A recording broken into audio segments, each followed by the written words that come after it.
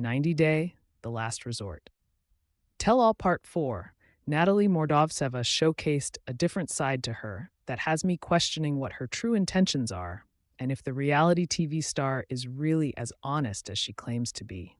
Natalie seemed to be an unpredictable canon on the most recent episode of The Tell All, and her overall behavior was strange, ultimately making me hope that the star is done for good with the franchise. In truth, I thought Natalie was always a little over the top, and keeping up with her storylines was often challenging. One moment she wanted to marry Mike Youngquist, and the next she was leaving him in the middle of the night and living across the country.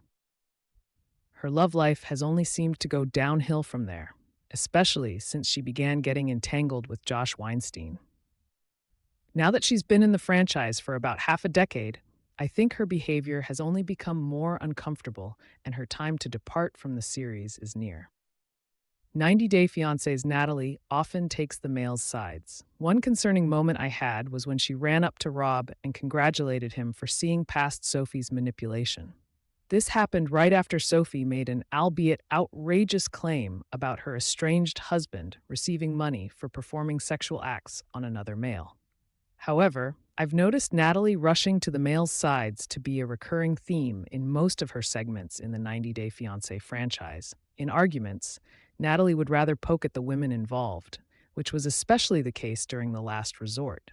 During serious moments, Natalie would laugh, or she would disrespect the other women, like when she called Sophie lazy during group therapy. Then Natalie complains and often seems to have hurt feelings over not connecting with other women on the show.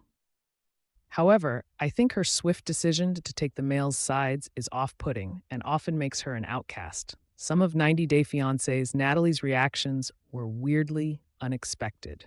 On top of that, I was particularly surprised by her reaction, or lack thereof, to discovering Josh was dating someone else. In general, Natalie is a loose cannon and refuses to be discarded in any way.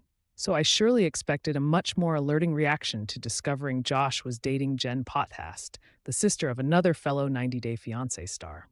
Then I was further confused by her lies or gaslighting, efforts to deny what occurred between them after the resort ended. Keeping track of what Natalie says and what the truth is has been difficult. But then I find her antics hypocritical, as she also grows frustrated with Josh gaslighting her and then does the same to others. I also think Natalie's tendency to flip-flop back and forth on her stories and call others liars only to be caught in her own web of lies has pitted the franchise women even more so against the Ukrainian woman. Overall, though, I find her behavior and her segment on the tell-all to be just odd. I think the 90 Day Fiancé star and her antics are overplayed on the series. She's been on the series for over 5 years now, and I'm ready for her to exit the franchise. She's just as unpredictable as ever, but Jen made a point.